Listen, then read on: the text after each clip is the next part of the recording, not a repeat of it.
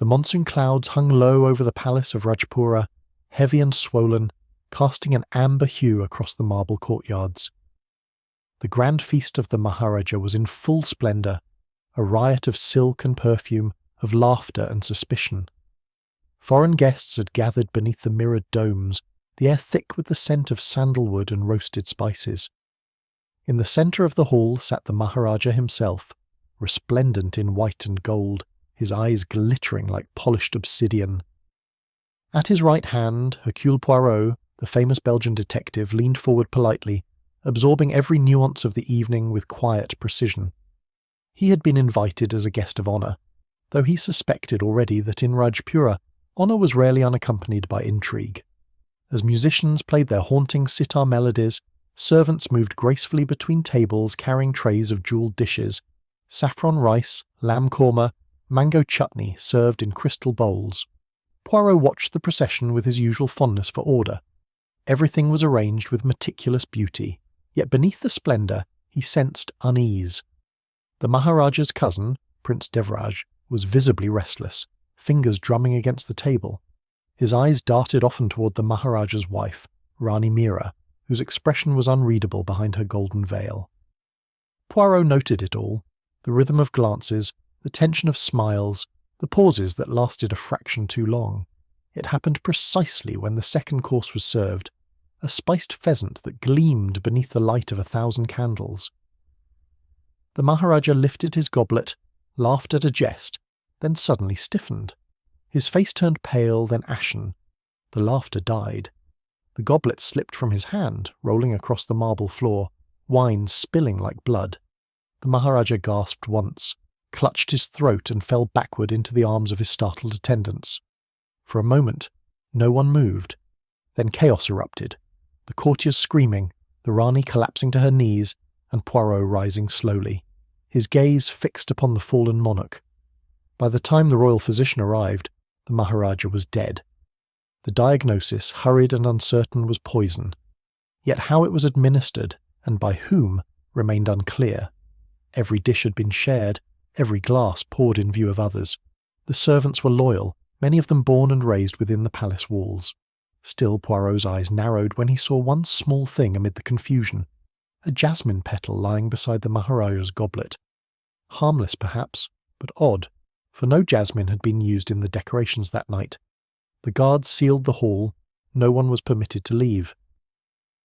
The Maharaja's British adviser, Colonel Havisham, protested loudly, demanding that an official inquiry be held by the local authorities. But Poirot, calm and composed, took charge at once. "Non, mon colonel," he said gently. "Let us not disturb the scene before we understand what it wishes to tell us. Death has spoken, but only in whispers." He began to walk the perimeter of the dining hall, his small frame moving lightly across the polished floor, his keen eyes noting every overturned napkin and smudged fingerprint. The guests stood frozen in small clusters. The Rani, trembling beneath her veil, Prince Devraj, whose hands now shook uncontrollably, and Lady Eleanor Sinclair, an Englishwoman with striking grey eyes, who had been the Maharaja's guest for the past month. Poirot had overheard rumours of her charm and her influence, yet now she seemed pale and frightened, as though the feast had turned her heart to ice. He paused beside the Maharaja's body, which had been laid gently on a silk carpet. Poirot bent low, studying the lips, tinged faintly blue, and the faint residue of powder near the corner of his mouth. "Cyanide," murmured the physician, but Poirot shook his head. "Perhaps, but let us not leap to conclusions. Poison is like a whisper. It can be heard only by those who listen carefully." A servant entered quietly, holding the discarded goblet upon a silver tray. Poirot examined it under the candlelight. A faint, oily shimmer clung to the rim. "And what wine was served?" he asked. "A vintage port, monsieur," replied the servant nervously. "From the Maharaja's private cellar." Poirot lifted one brow. "Ah, a wine so fine that even death desired a taste." He requested that all dishes and glasses remain untouched until he had examined them. Then he turned to the guests. "Mesdames et messieurs, we must all remain calm. There has been a terrible tragedy, yes, but if we act with reason, the truth will not hide for long." His gaze lingered on each face, weighing every flicker of guilt and fear. Devraj avoided his eyes. Lady Eleanor met them with defiance, and Rani Mira, her eyes glistened with genuine sorrow, but her hands, Poirot noticed, were too steady. In the hours that followed, Poirot conducted quiet interviews, gathering fragments of information. The Maharaja had been in excellent health. He had recently amended his will, leaving a considerable fortune to his English guest Lady Eleanor. The cousin, Devraj, stood to gain the throne, and the Rani, whispered rumours suggested she had once loved another man, before duty chained her to her husband. Each motive glimmered faintly like a gem in the shadows. Yet Poirot could not ignore the jasmine petal. It had been deliberately placed, not dropped. A symbol, perhaps, a mark left by the killer. As the night deepened, thunder rumbled beyond the palace walls and the lamps flickered in the heavy air. Poirot stood by the long table once more, the remnants of the feast lying like the aftermath of a battle. He reached for the goblet again, then paused, noticing something almost invisible, a faint ring upon the marble beneath it, where condensation had dried in a perfect circle. Within that circle lay a second petal, crushed and nearly dissolved by wine. "Ah," murmured Poirot softly, "so it is not only what one sees that matters, but what one fails to see twice." He straightened, his little grey cells alive with thought. The pattern was emerging, though its shape remained elusive, but he knew, as surely as he knew the order of his moustache, that this was no ordinary act of vengeance or ambition. The clue, the jasmine, the wine, the will, it formed a riddle that only time and precision could solve. Outside, the storm broke over Rajpura, and the monsoon rain fell like silver threads. Within the palace, silence reigned. Poirot stood alone before the table where the Maharaja had died, eyes closed, mind racing through every possible permutation of deceit. Somewhere among these trembling guests a hand had lifted the goblet, and a plan had been carried out with elegance and cruelty. Soon he would find it, the single misplaced truth among a feast of lies. The rain had not stopped since the night before. By dawn the palace grounds lay drenched and glistening, their fountains overflowing with monsoon water. Poirot stood near the grand veranda, watching the servants shuffle nervously under the watchful eyes of the guards. The scent of jasmine, once pleasant, now hung in the air like an accusation. Inside, the body of the Maharaja had been moved to a cooler chamber draped in silks and guarded by 2 sentries.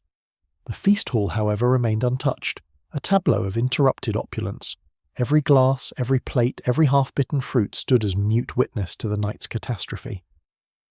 Superintendent Rao arrived at sunrise, a man of stout build and clipped authority. His khaki uniform was immaculate despite the storm. "Monsieur Poirot," he greeted curtly, "you have my thanks for preserving the scene, but this is now a matter for the Rajpura police." Poirot inclined his head mildly. "Mais oui, Superintendent. I am here only as a guest who detests loose ends. Perhaps, if I may observe quietly." Rao hesitated, then nodded. "So long as you do not interfere." The investigation began with formal efficiency. Servants lined against the wall, guests seated under guard, the Rani shielded by a curtain of attendants.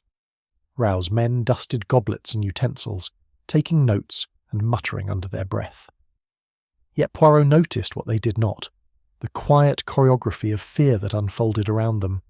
Prince Devraj paced too often, his agitation more than grief. Lady Eleanor, despite her earlier trembling, now appeared composed, even calculating, and the Rani's silence, though sorrowful, carried a strange dignity, as though she mourned something beyond her husband's death. Poirot's eyes drifted to the floor near the dais. There, half hidden beneath the folds of a fallen napkin, lay something small and glinting. He stooped, picked it up with a delicate handkerchief. A thin golden pin, plain except for a trace of blue enamel near the head. Not a servant's adornment, he thought. It bore the hallmark of Western design. He glanced discreetly toward Lady Eleanor, whose gown that evening had been fastened by a set of sapphire-encrusted pins. One was missing. Poirot said nothing. He merely slipped the pin into his pocket, eyes thoughtful. Superintendent Rao's men focused their suspicion on the kitchen. The chief cook swore by every deity he knew that all dishes had been tasted before service. Poirot, meanwhile, moved to the long table again, drawn to its strange symmetry. He noted how each guest's goblet was identical, save one. The Maharaja's cup bore a faint chip at the rim, freshly made, perhaps when it fell. But near the stem, almost invisible, was a smudge of clear resin. Poirot rubbed it gently with a gloved finger. It left a tacky residue. He whispered to himself, "Ah, so someone wanted the glass to feel no different, but perhaps it was not his own." He turned to the Rani. "Madame, may I ask, was the seating arrangement altered at the last moment?" She blinked, surprised. "Why, yes, Monsieur Poirot.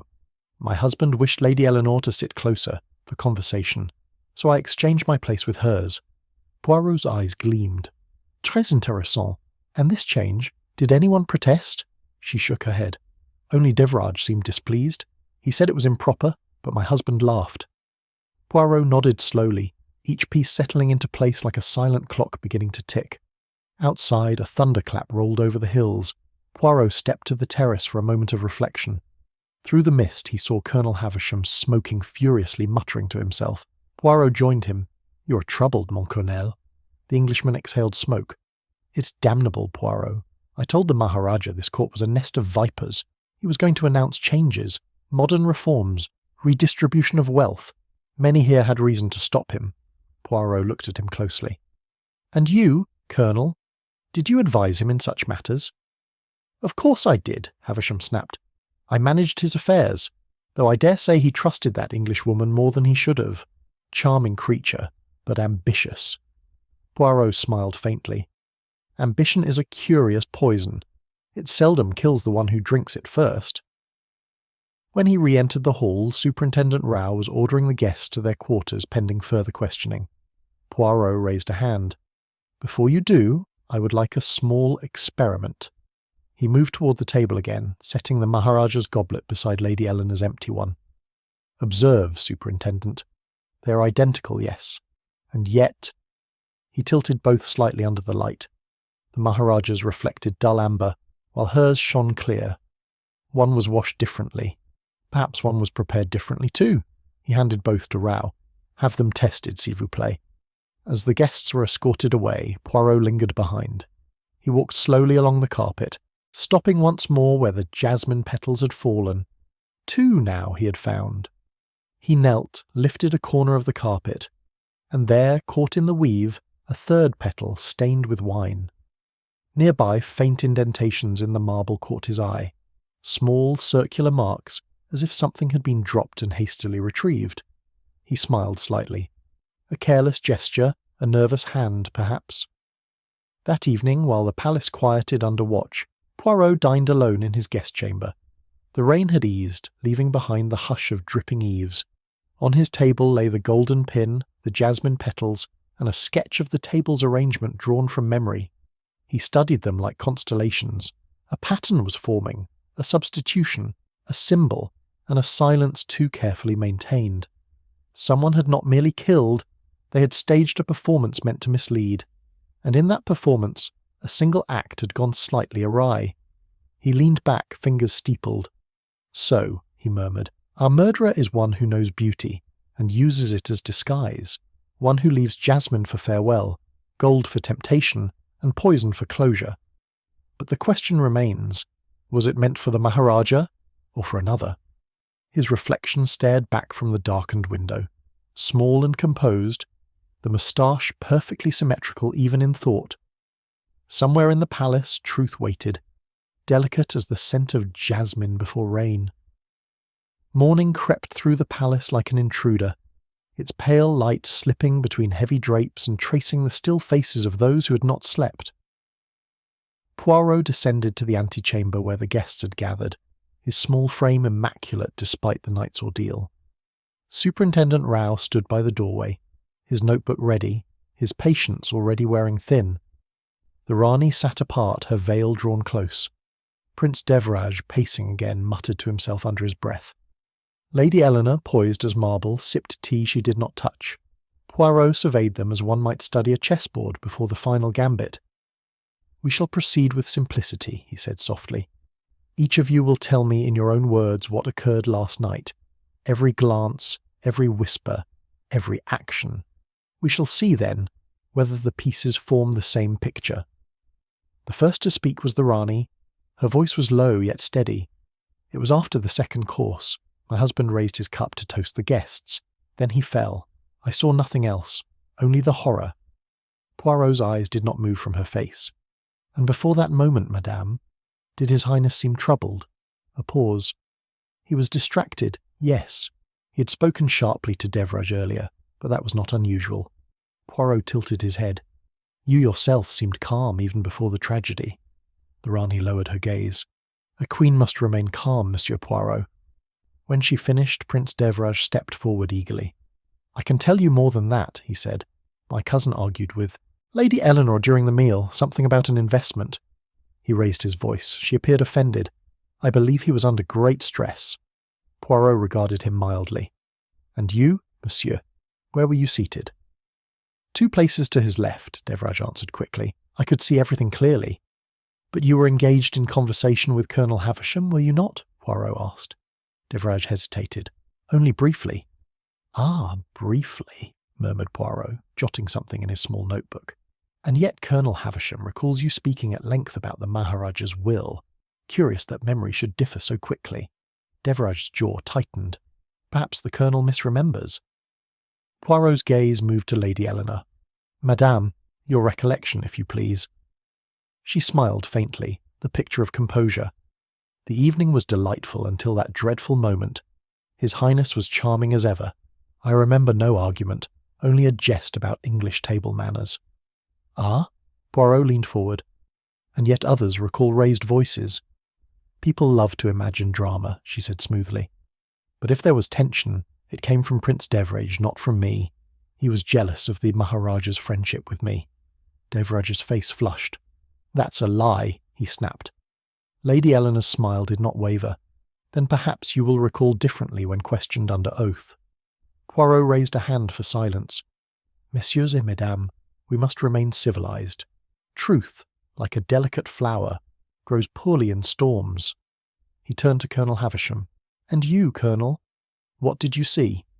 The older man's moustache bristled. I saw a great man struck down by treachery, that's what. The Maharaja trusted too freely. These palace intrigues, devils in silk, all of them. Poirot's expression remained courteous. And your own movements, mon colonel? I stayed in my seat, naturally. I was on his left, speaking with Devrage about estate reforms. I remember Lady Eleanor's laughter carrying across the table, and the Maharaja turning to speak with her. Then, chaos. You noticed nothing unusual with the wine? No.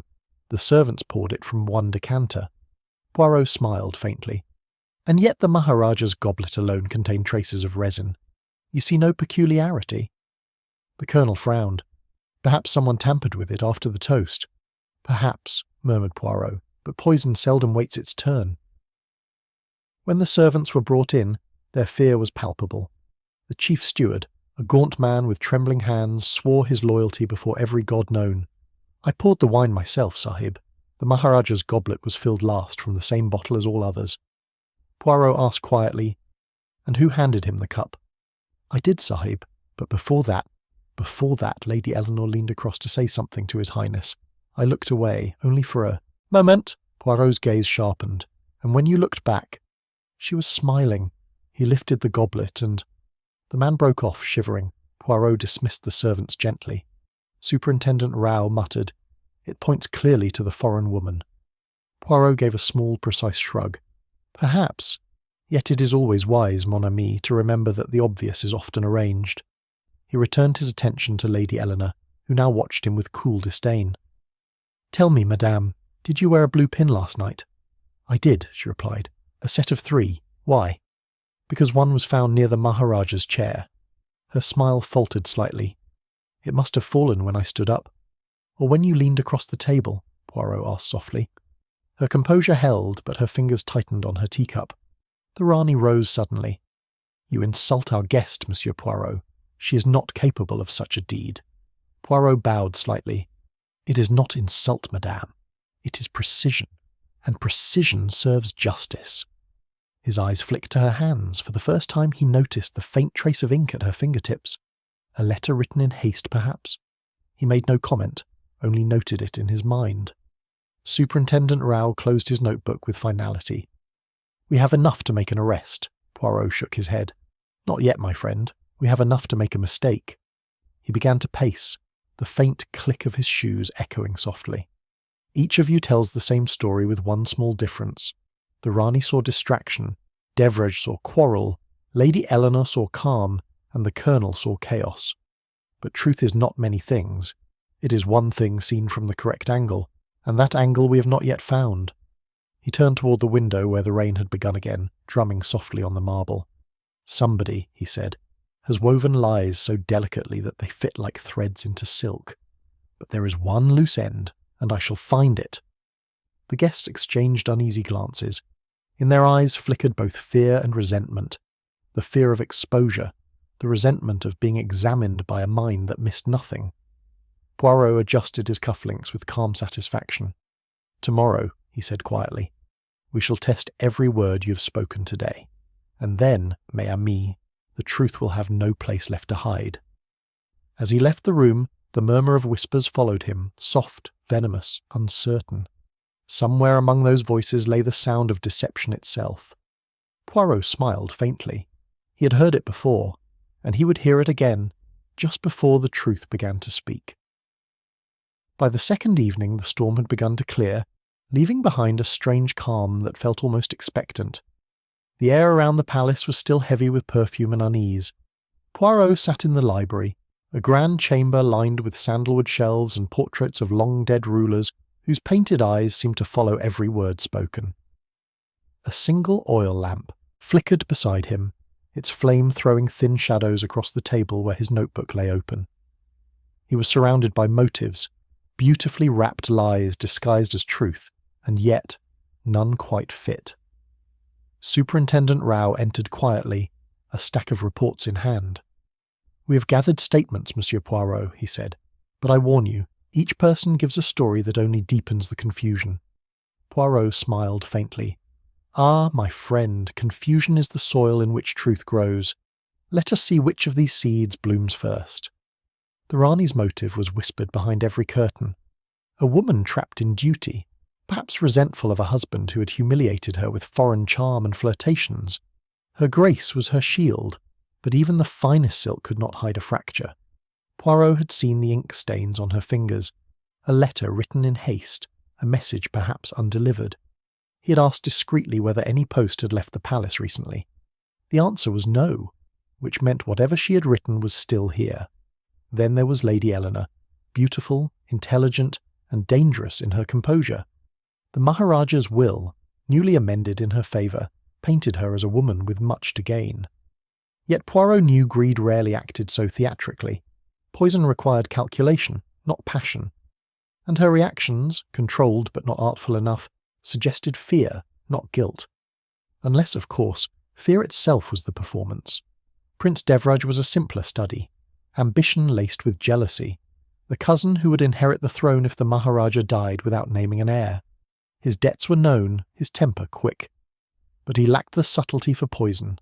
He was the kind of man who would have drawn a sword, not prepared a potion. And yet, Poirot reminded himself, a foolish man might act cleverly once if guided by a cleverer mind.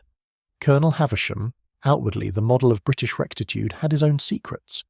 He had managed the Maharaja's estates for years, and rumours had surfaced of missing funds disguised as investments abroad. Poirot had caught him burning papers that morning. Old correspondence, the colonel had claimed. The smell of ink and ash still lingered in the corridor outside his quarters. And finally there were the servants. Loyal, yes, but loyalty in a palace could be bought with fear as easily as with coin.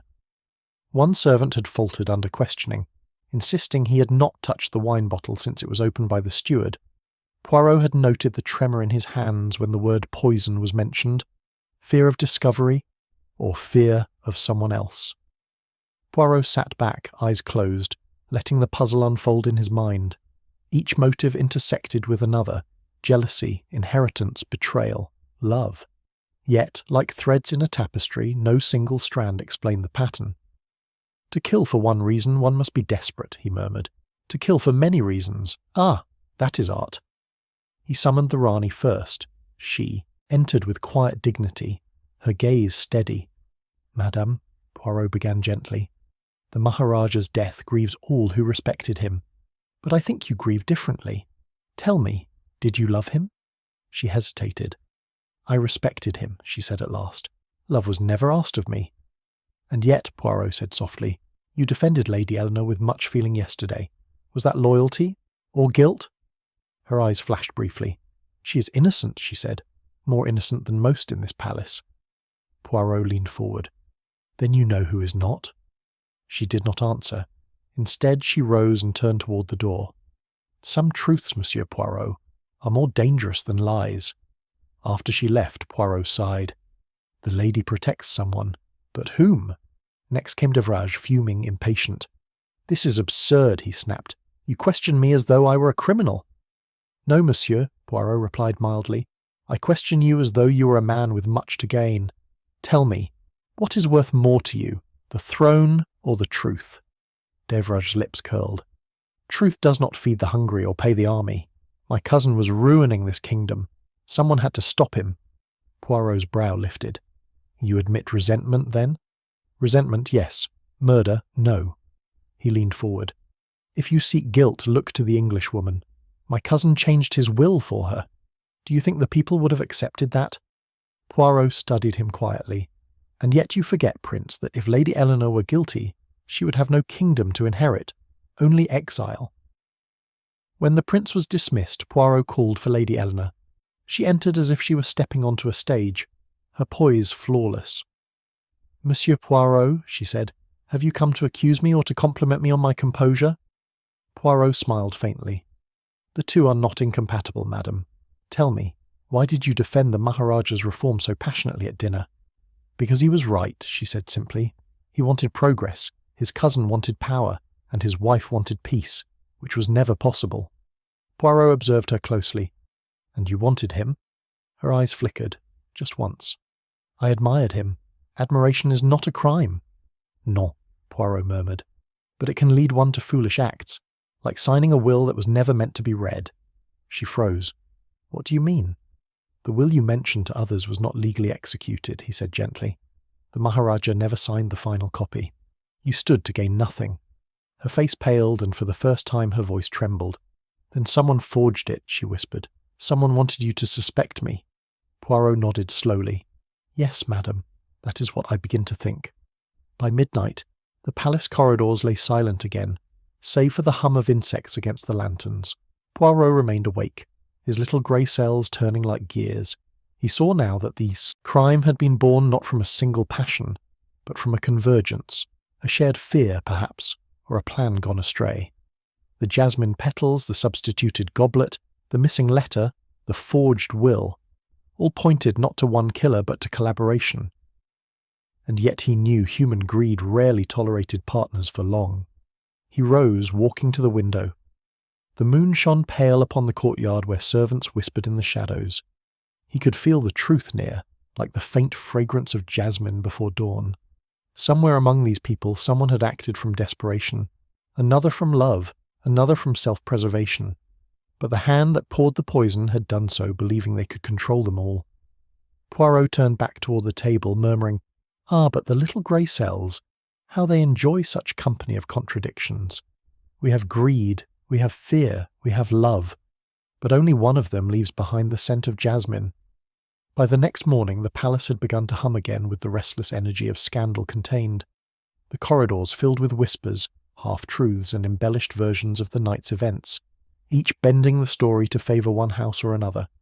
Poirot, meanwhile, sat quietly at the breakfast table, stirring his tea with deliberate calm. He was thinking, not of what was known, but of what had been too conveniently accepted. Superintendent Rao entered briskly, his expression triumphant. "Monsieur Poirot," he announced, "I believe we have it. The case can be closed before noon." Poirot arched one delicate eyebrow. "Ah, how very efficient. And who, may I ask, is the unfortunate culprit?" Rao laid a small velvet pouch on the table. Inside gleamed the golden pin Poirot had discovered beneath the Maharaja's chair. "Lady Eleanor Sinclair," he declared. "Our men searched her chambers.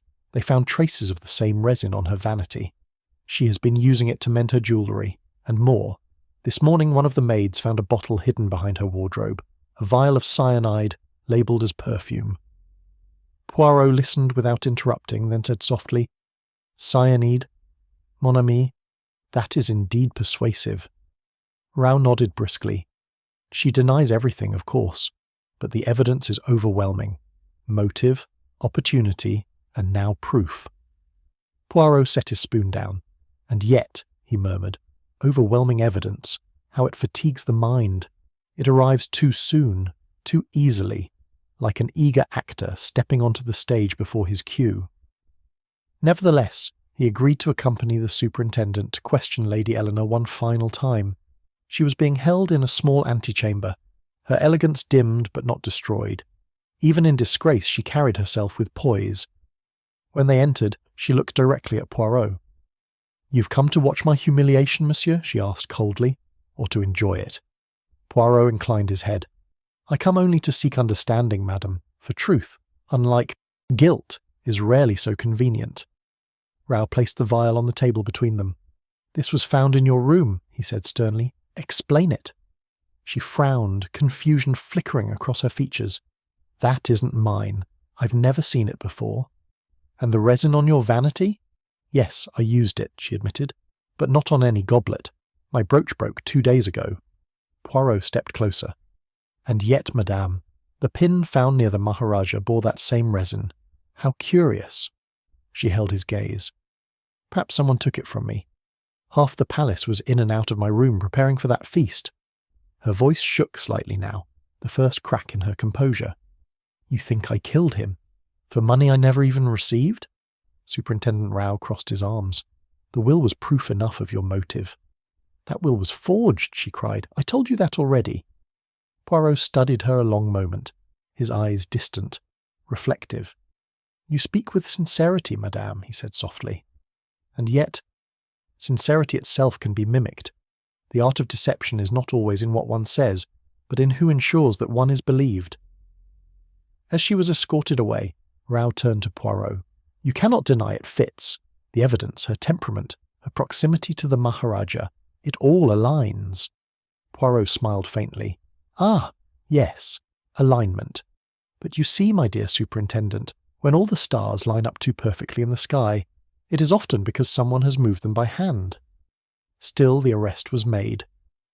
By noon, word had spread through Rajpura that the Englishwoman had murdered the Maharaja out of greed and jealousy. The Rani observed the announcement in silence. Prince Devraj declared it justice served, and Colonel Havisham, with a touch of relief, toasted the superintendent's swift work. Yet that evening, Poirot walked alone through the deserted banquet hall, his footsteps echoing faintly against the marble. The long table had been cleared, but a faint wine stain remained on the floor where the goblet had fallen. He crouched beside it, tracing the outline with his finger. The pattern of the droplets bothered him. They had spread in a way that suggested the cup had been placed down gently before tipping, not dropped suddenly in a convulsion. And there was something else. A faint streak of ash beside the stain, as though someone had brushed a burnt match across the floor. Poirot rose, his eyes narrowing. He retraced his steps to the window. A strong breeze carried the faint scent of incense from the courtyard shrine, and beneath it, jasmine again. He turned sharply. Someone was there. From the shadows the Rani emerged, her veil drawn close.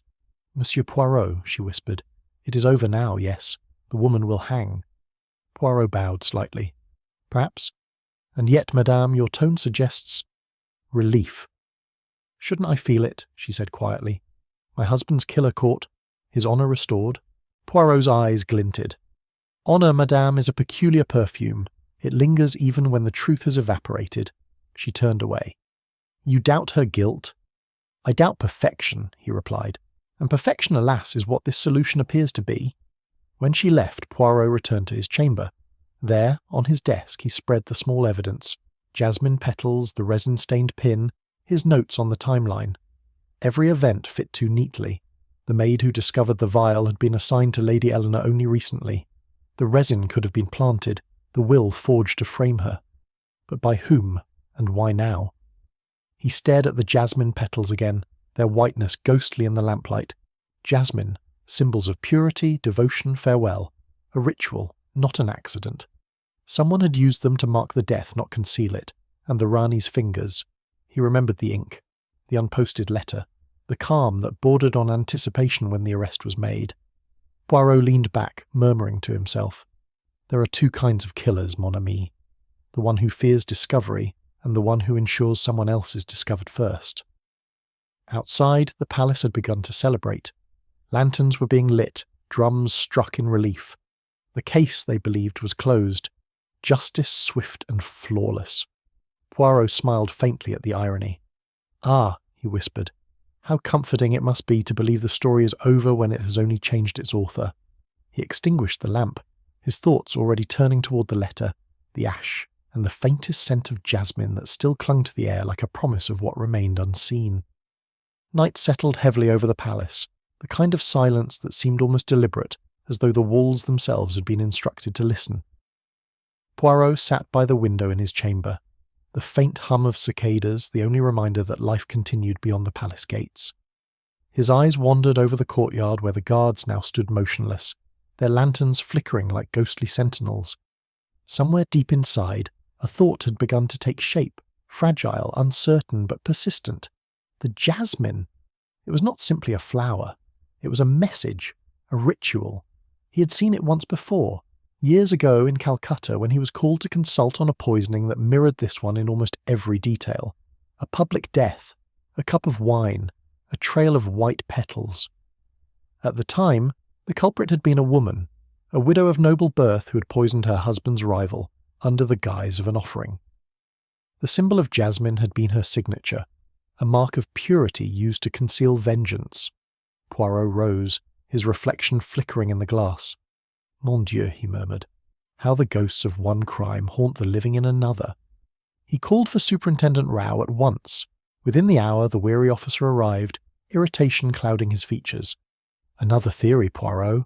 The case is closed. The Englishwoman will be transferred to Calcutta for trial tomorrow." Poirot gestured for him to sit. "Oui, the case is closed, but only the wrong one. Tell me, Superintendent, have you ever heard of the Mukherjee affair?" Rao frowned. "A scandal, yes. An aristocrat poisoned at a feast 20 years ago. The murderer confessed." Poirot nodded slowly. "Indeed. And yet she died before her confession could be verified. Her name was Asha Devi, her family name before marriage." Rao's eyes widened slightly. "Devi? You mean—" "The Rani Mera Devi," Poirot said softly. For a long moment the superintendent stared at him in disbelief. "But she was a child then," he protested. "Barely 15. "Old enough," Poirot murmured, "to remember the scent of jasmine on a poisoned cup, and to remember how such crimes are done." They moved quietly through the darkened corridors toward the Rani's private quarters. The air was perfumed, almost stifling, the fragrance of incense and flowers heavy as confession. The Rani was writing at her desk when they entered. She looked up, startled, her expression quickly composed. "Monsieur Poirot," she said, her tone soft but steady. "You should not be here." "Forgive me, madame," Poirot replied, "but I find sleep impossible when questions remain awake." He gestured to the folded paper before her. "May I?"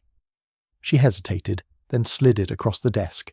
It was a letter to the British authorities petitioning for mercy for Lady Eleanor. "Ah," Poirot said. "How generous of you to defend the woman accused of killing your husband."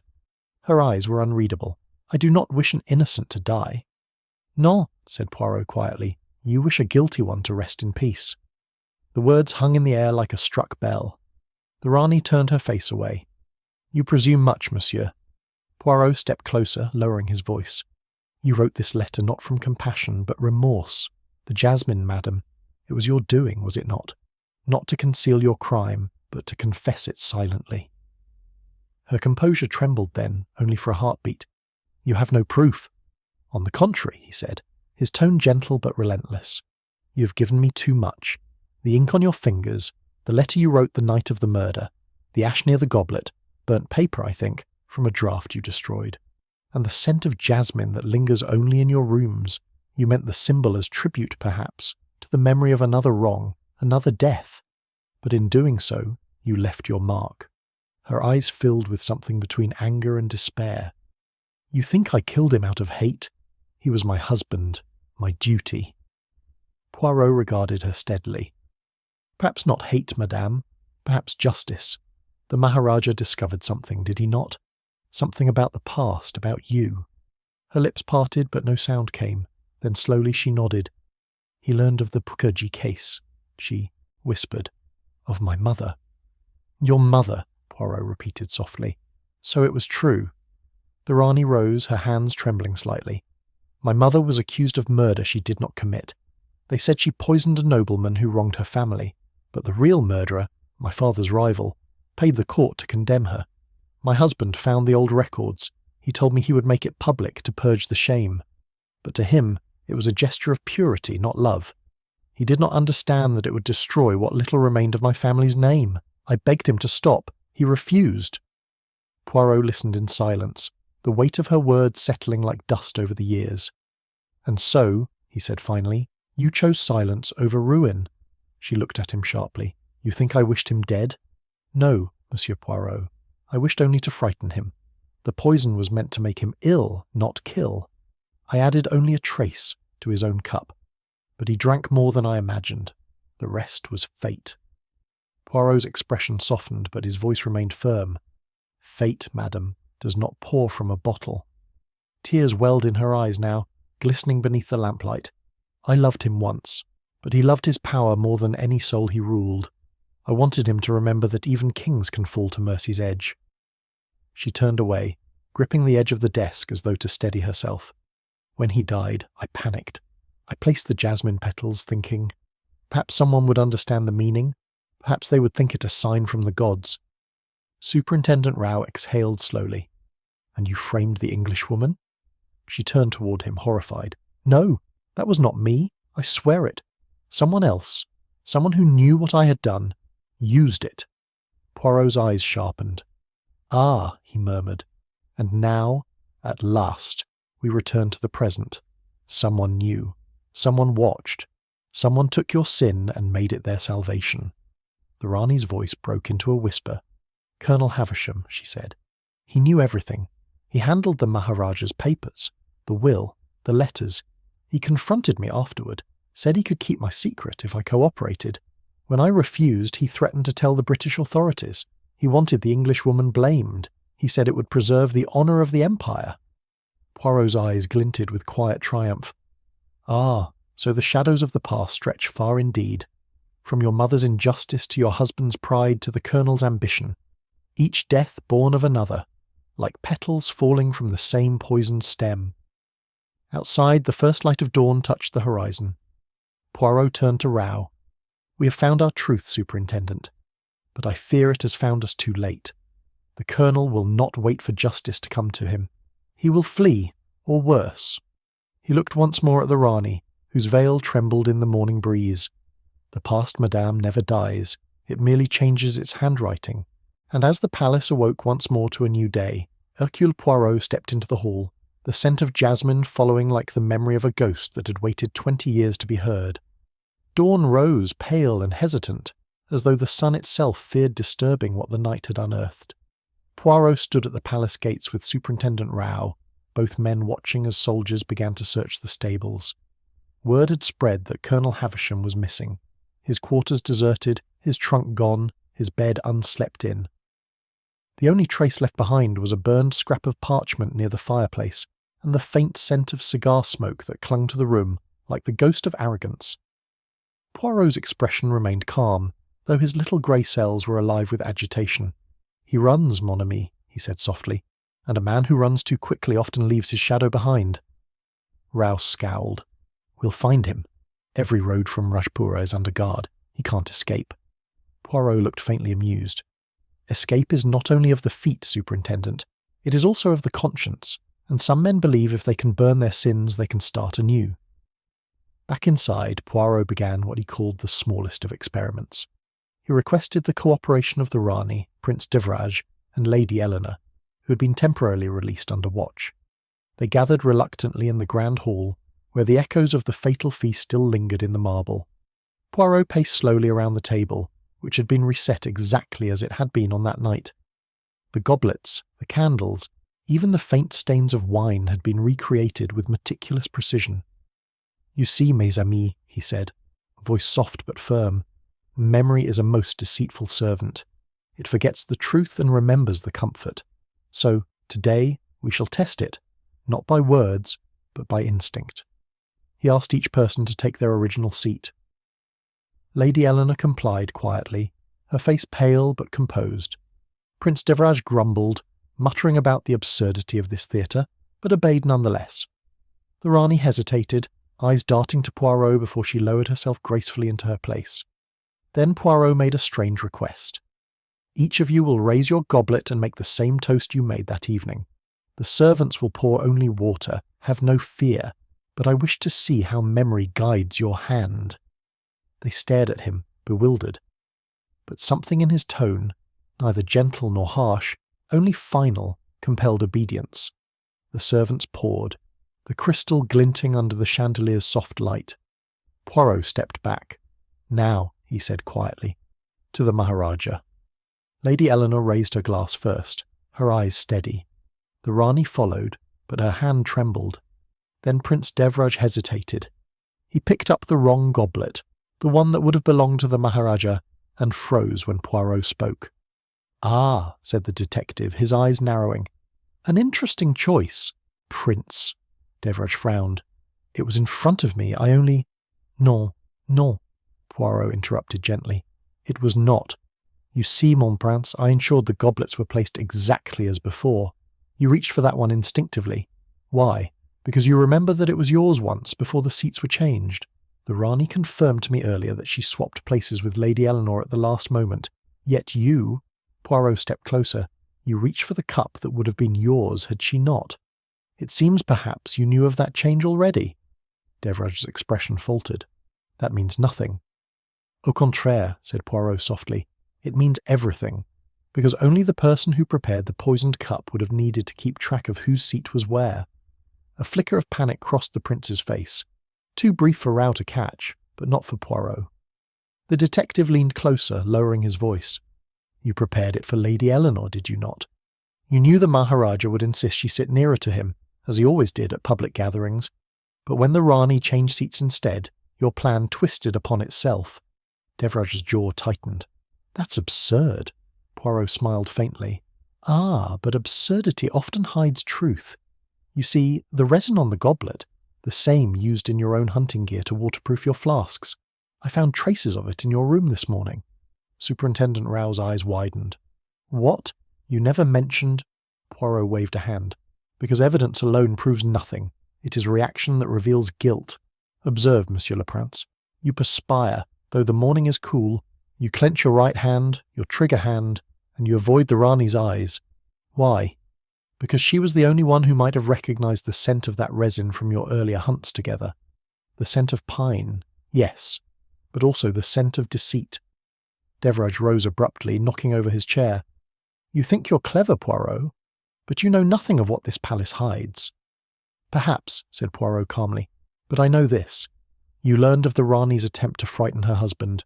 You discovered the mild poison she used, perhaps even stole some. You saw a chance to remove both your cousin and the foreign woman who threatened your inheritance. All it took was a subtle switch.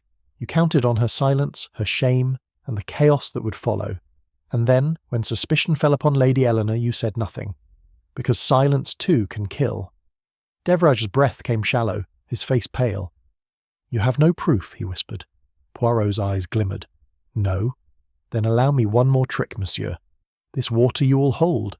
Taste it, if you please." Devraj hesitated. Lady Eleanor frowned, but drank. The Rani followed. Devraj's hand remained frozen halfway to his lips. Poirot's smile deepened. "You see? Even when you know it is harmless, your body remembers. Fear. You, who mixed poison with wine once before, now tremble at a cup of water. Voila, the confession of the nerves." Rao stepped forward. "Prince Devraj, you are under arrest." But Devraj turned suddenly, his voice sharp with desperation. "No, I didn't mean to kill him. It was meant for her, for the Englishwoman. She was ruining everything, turning him against the family. I only wanted her gone, but he took her cup." The hall fell into stunned silence. The Rani's eyes closed slowly, tears escaping despite herself. Poirot lowered his gaze. "And thus," he said quietly, we find that murder, like love, rarely obeys its maker. As the guards led the prince away, the morning light streamed across the table, glinting off the crystal goblets, symbols of pride, vanity, and folly. Poirot stood still, his voice barely above a whisper. The truth, mes amis, is not found in what men say, but in what they cannot do, and he could not drink. The confession had rippled through the palace like thunder in still air. By evening the courtyard was sealed, and Prince Devraj remained under heavy guard in the western wing. The Rani, withdrawn into silence, neither wept nor spoke. Lady Eleanor sat by her window staring out at the gardens that smelled of rain and endings. Superintendent Rao busied himself with official cables, his satisfaction evident, while Poirot, ever still, ever listening, felt only a quiet unease pressing behind his temples.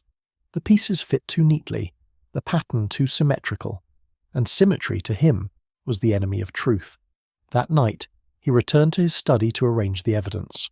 The resin-stained goblet sealed within a box, the golden pin wrapped in linen, the fragment of ash from the banquet floor, and his own written notes, bound carefully with twine.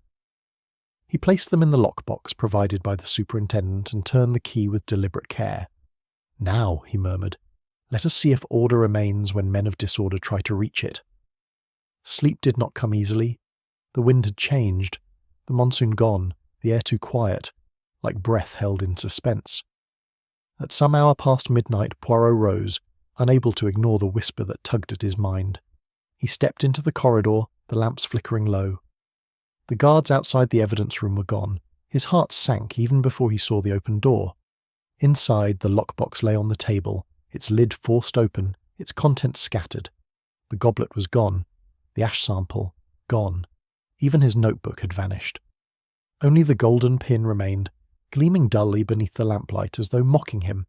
He lifted it slowly, turning it in his hand. The faint scent of jasmine clung to it. He summoned the guards at once. They swore no one had entered but the superintendent himself. Poirot's expression tightened. "Then either you are liars," he said softly, "or fools, and I do not think fools would survive long in Rajpura." He ordered the doors, sealed again, but the damage was done. Without the goblet, without the written confession or the samples, the evidence against the prince would crumble in court. Someone had moved swiftly, knowing exactly what to take and what to leave behind. At dawn, Superintendent Rao burst into Poirot's quarters, dishevelled and furious. "My office has been ransacked. My reports, everything." Poirot regarded him coolly. "So you too have been visited by our invisible guest?" "This is sabotage," Rao growled. "Someone inside the palace is trying to destroy the case." Poirot nodded slowly. "Or protect another truth. The question is, whose?" They searched through the morning, interrogating servants and guards, but fear had already poisoned the air. No one spoke freely. Whispers followed Poirot wherever he went. Foreign tricks, British interference, witchcraft. Even the Rani kept her distance, her veiled silence unreadable. By afternoon, Poirot was standing again in the empty banquet hall, tracing the echo of the past. Without the physical proof, the crime had dissolved into rumour, yet he knew the essence of the truth remained somewhere tangible. His mind replayed each gesture of that night. The fall of the goblet, the spill of wine, the faint ash by the stain. The ash. He turned abruptly. "Mon Dieu," he whispered. "Of course." He called for a lantern and went down into the cellars below the hall, where the palace staff disposed of ashes from the kitchen and fireplaces. There, amid the soot and broken pottery, he found what he sought. Fragments of a page, half burned but still legible. The handwriting was delicate, unmistakably feminine. The words that survived read, "He will not yield. I fear what I must do." The Rani's letter. But before he could gather the remains, a figure appeared in the passageway above. "Looking for ghosts, monsieur?" The voice was calm, too calm.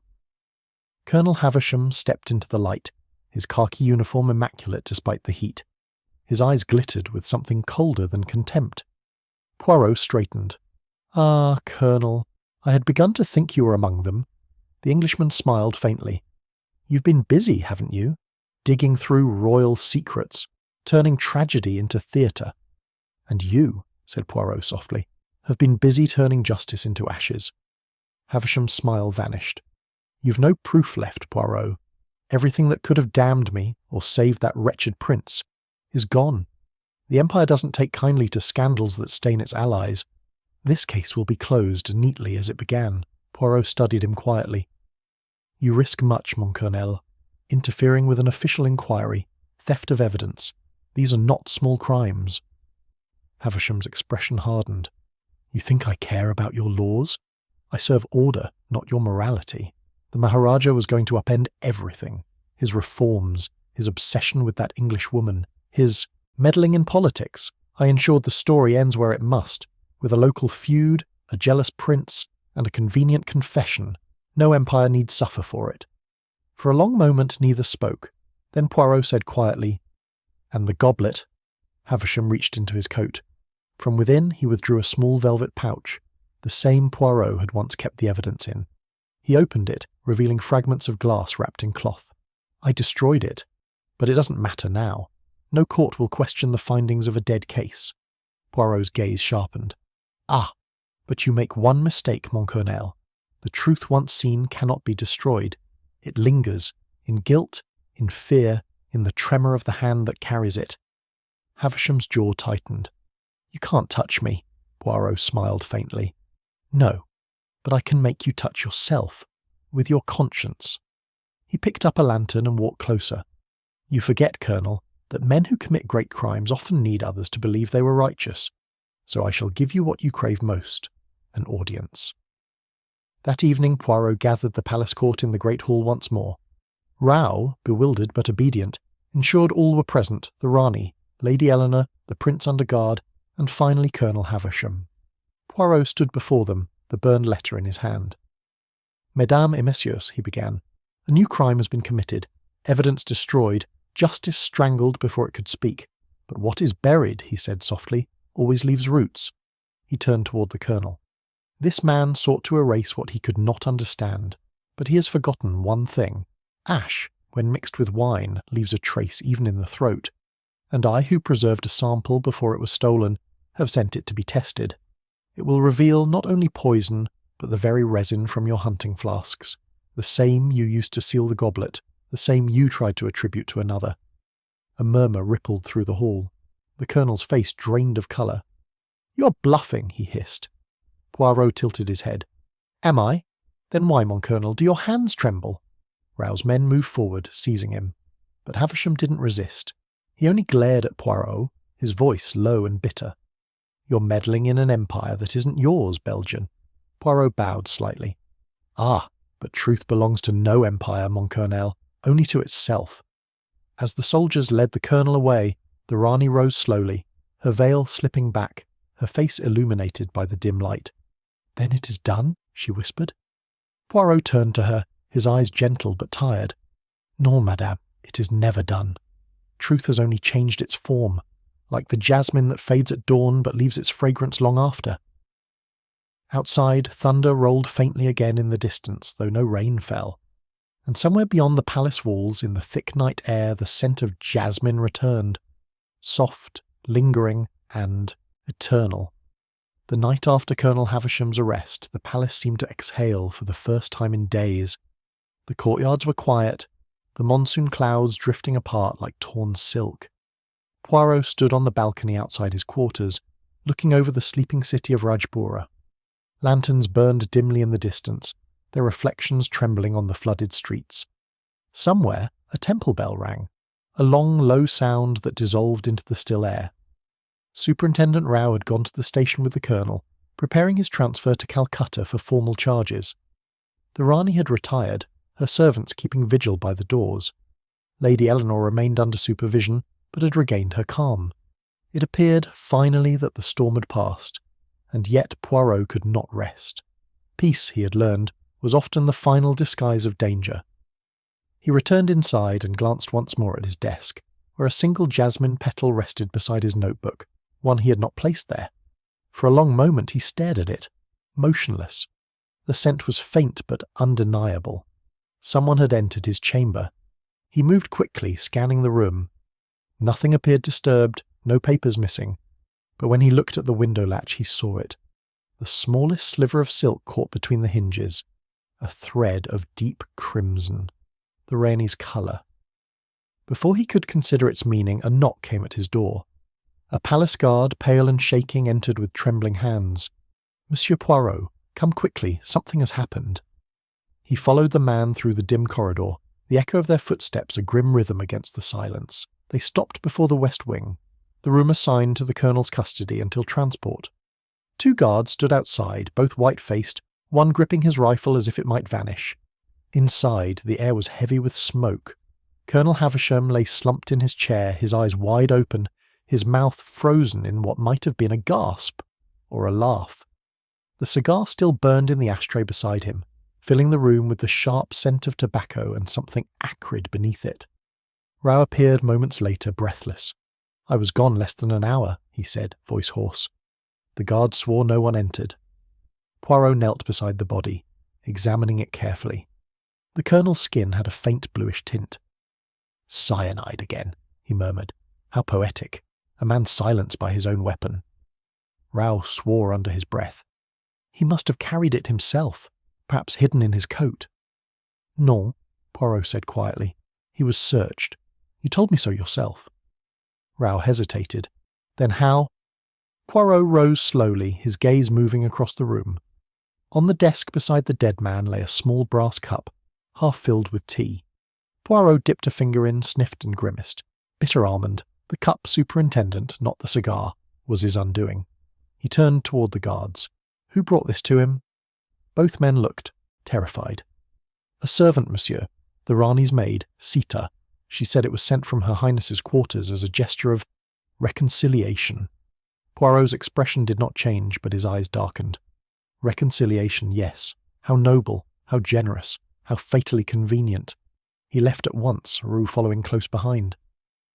They found the Rani standing in her chamber, calm and composed, her maid trembling by the doorway.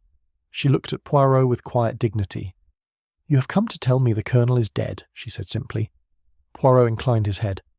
"Madame, you are informed as swiftly as the gods themselves." Her expression did not waver. "I heard the alarm." "And yet," Poirot said softly, "your maid was the messenger of his death. Tea, poisoned. By whose hand, I wonder?" The Rani turned slowly toward the girl. "Sita, tell him the truth." The maid fell to her knees. "I did not know, Sahib. The tea came from the kitchen. I only carried it. I swear it." Rao's voice rose. "We'll see what the kitchen says." But Poirot lifted a hand. "No, let the girl be. This is no servant's doing." He looked back at the Rani. "Colonel Havisham's death is convenient for many, but only one person could have reached him without suspicion." The Rani's gaze met his steadily. "Are you accusing me again, Monsieur Poirot?" He smiled faintly. "I accuse no one, madame. I only observe, and I observe this, that the poison used on the colonel was far more concentrated than that which killed your husband. It was not clumsy, not accidental. It was administered by someone who wished to make a statement." Rao frowned. "A statement?" Poirot nodded. "The colonel's death silences his confession, erases his conspiracy, and leaves us with no voice but the dead. Someone wants the truth buried entirely, and they are still within these walls." The Rani's composure faltered. "You think it is one of us?" "I think," Poirot said, "it is someone who fears what the colonel might have revealed before reaching Calcutta. Someone who believes the truth must die with him." A sharp knock interrupted them. One of Rao's officers entered, saluting hurriedly. "Sir, we found this in the colonel's hand." He handed over a folded scrap of paper. Rao opened it, his brow furrowing. He passed it silently to Poirot. It read, in a shaky scrawl, "It wasn't me. She." The rest was blotted by spilled ink. Poirot stared at it for a long moment. "So," he whispered, "he died before he could finish his confession. How inconveniently perfect." Rao slammed his fist on the table. "Then who killed him? If not her, if not the maid, then who?" Poirot's eyes flickered toward the window, where the faintest breeze stirred the drapes. "A third hand, my friend. A shadow behind the shadow. Someone who moves when all others sleep." He turned to the Rani. "Madame, tonight, none shall leave their rooms. The palace will be locked from within, for whoever has done this will strike again. Of that I am certain." She bowed her head slightly. "As you wish, Monsieur Poirot." But as he left her chamber, Poirot felt the unease deepen. The jasmine petal still lay in his pocket.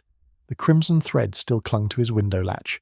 And now another death had come, one so precise, so theatrical, that it could not be the work of desperation.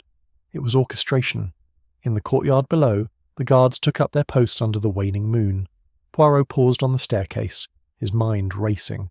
The poison, the petals, the symmetry, each death reflected the other, as though designed by a single mind to tell a story he had not yet read to the end. He whispered into the silence, "Ah, mon Dieu, we have been chasing the wrong hand. The murderer does not run from us, the murderer watches." A wind rose suddenly, scattering the petals from the palace garden into the air, and somewhere, beyond sight, a door closed softly, a sound too deliberate, too final. Poirot turned toward it, every instinct alive. The game was not over. It had only begun anew. The palace had become a house of whispers. Every corridor carried secrets now, soft voices that broke off when Poirot approached, eyes that turned away as though fearing his gaze could strip their souls bare. The colonel's death had changed everything. It was no longer justice they sought, but safety. Superintendent Rao doubled the guards, though Poirot knew such measures were meaningless. A murderer who could kill beneath guard and watchful eyes was not deterred by locks. He spent the next morning in the colonel's quarters again, tracing the pattern of disorder that someone had carefully crafted into the illusion of chaos. The overturned chair, the spilled ink, the scattered papers, all too deliberate. He noticed something else this time, the cigar. Half smoked, its ash neatly fallen into the tray. "Ah," he murmured, "a dead man who dies with precision. Curious, yes." He picked it up with his handkerchief and examined it closely. The cigar band bore the insignia of the Maharaja's private reserve, a brand imported from Havana and kept under lock in the royal cellar. Only the Maharaja himself, and one other, had the key.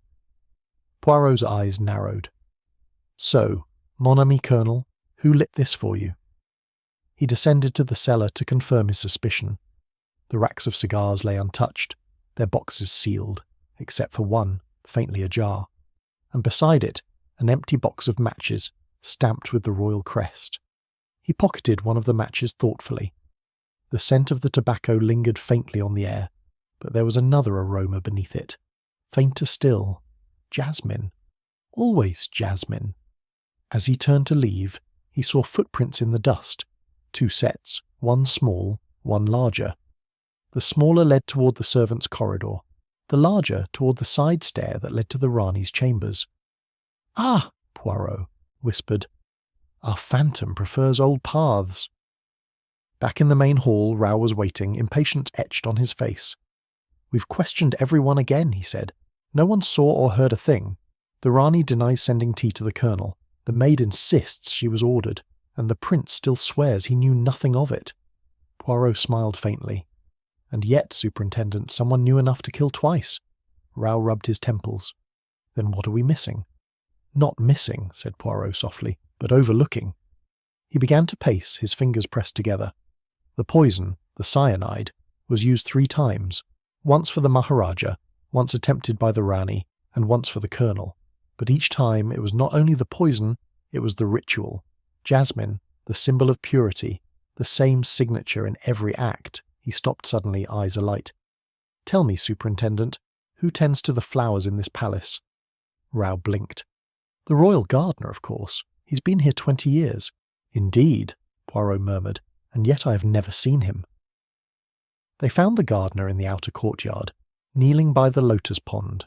A small, thin man with rough hands and eyes too old for his body. When Poirot questioned him, he replied humbly that the flowers were his only care, that he saw nothing, heard nothing, knew nothing. But Poirot's eyes were fixed on his wrists, scarred by burns, faint but visible. "Tell me," Poirot asked gently, "do you smoke, monsieur?" The man shook his head. "No, Sahib, the Maharaja disliked the smell." "And yet," Poirot said softly, "your fingers bear the stain of ash. And these burns, they come not from the sun but from careless matches. The same matches, perhaps, that lighted the colonel's cigar." The man froze. Poirot leaned closer. "You have been in this palace long enough to know where every key lies, every habit, every weakness. You served the Maharaja faithfully, yes, but for whom do you serve now? The gardener's lips trembled. I serve the gods, Sahib, he whispered. Poirot's expression did not change. Ah, yes, the gods of silence and smoke. The man's composure broke then, trembling violently, but before he could speak, the Rani's voice echoed from behind. Monsieur Poirot, what are you doing? She stood in the archway, her veil drawn but her posture commanding. This man is harmless. He was my father's servant. He would never. Poirot turned slowly toward her. Then perhaps, madame, you will explain why he tends jasmine that blooms in winter. The Rani's eyes widened. What? Poirot gestured toward the courtyard garden. The shrubs were heavy with blossoms, fragrant and full, impossible for the season. These flowers were forced, he said softly, coaxed to bloom by heat lamps in the hothouse, so they might be used fresh, even when nature forbade it. Someone desired jasmine at every death, and your gardener obeyed. For years, Rao stepped forward. You think he killed them all? Poirot shook his head. Not. He is the hand, not the mind. A servant of devotion, not malice.